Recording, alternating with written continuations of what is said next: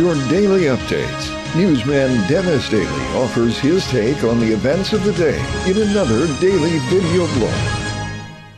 Hi, and thanks again, everybody. I guess we all have been watching the coverage of the tsunami and the earthquake in Japan, and some of the footage has been so incredibly gut-wrenching. Those films of entire villages being swept away and cars stacked on top of cars and trucks and hotels being moved off their foundations. It's scarier than anything you may have seen in special effects in a movie.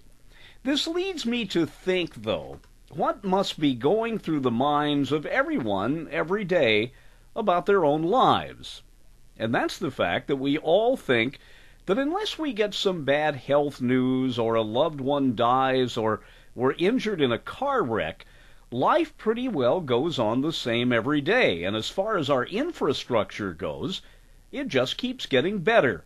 We didn't have cell phones when I was a kid. We didn't have satellite transmission. We didn't have color television. Now we take all of that and more for granted. But the people who saw their lives devastated in Japan took their lives for granted also. The ceiling could fall on me right now. There could be an earthquake here. The bottom line is you can't worry about that, though. You can't sit around counting the days between now and the 21st of December next year when the end of the world is supposed to happen. I think that the Mayans simply ran out of paper when they were drawing up their calendar.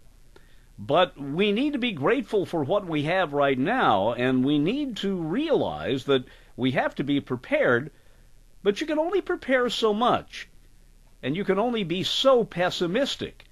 And if you cross that line, then for many of us, the disaster is already here. I'm Dennis Daily with your daily news update.